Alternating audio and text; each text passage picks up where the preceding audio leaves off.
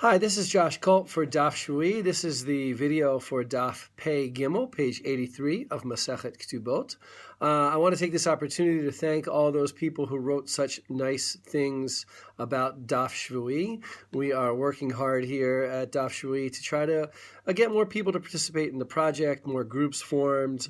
I have always believed that learning Torah on a regular basis is a great way to express one's Judaism, to deepen one's connections with Judaism, and to really learn a lot about the world, not just Judaism. And so if you know other people that would like to learn with Daf Shevui, please do your job to spread the word. I know that you already do. And I'm always happy to hear about other groups that are being formed. I wanted to go over a little bit at the Mishnah that is at the beginning of this parak that we began, the 9th parak of Ketubot. The Mishnah begins, HaKotev li ishto, one who writes to his wife, Din udvarim ein li b'nechsayich. I have really nothing to do with your property.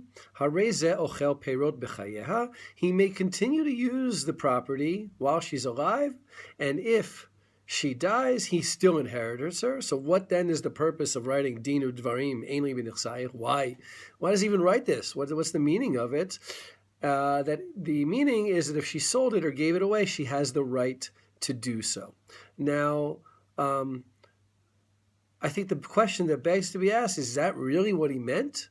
When a husband writes, I want nothing to do with your property, all he really means is that if she sells it or gives it away, he can't stop the sale. He doesn't mean to say that he can't use the usufruct. He doesn't mean to say that he won't inherit it.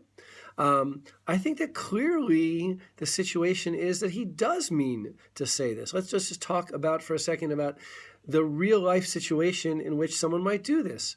A rich father is marrying off his daughter, and he wants to keep some of his assets away from his son-in-law.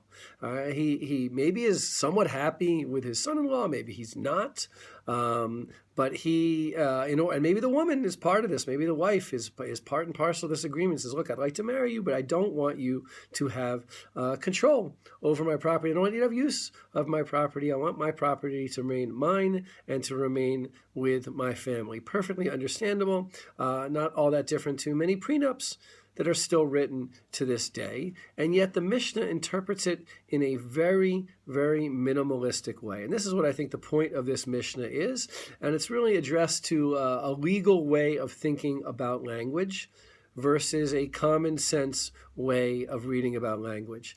The legal way of thinking about language is there may be a person who says this, right? The situation is a husband who says this, and then he wants to go, let's say, use the fruit of her property, use the interest from her property. And she says, wait a minute, you wrote Dinu Dvarim Ein Li B'Nechsayich. You wrote that you don't want to have anything to do with my property. So who gave you the right to now come and use my property? And now he has the right to say, well, I didn't really mean that. What I really meant was something more minimal.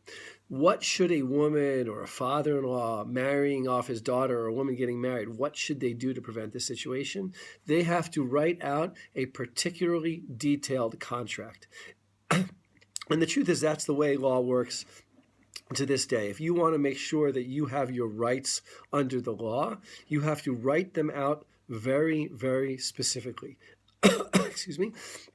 You can't rely on common sense or in ordinary meanings of language. When you write a contract, you have to write it extremely specifically. And that's what really the Gemara keeps asking about. The Gemara keeps asking, if you change the formula a little bit, what would that mean? Not that the common sense meaning of the way people talk doesn't change, but the specifics of formulas is really what this whole Gemara is about. It's really like we're catching a glimpse of legal formulation, of the law in formation.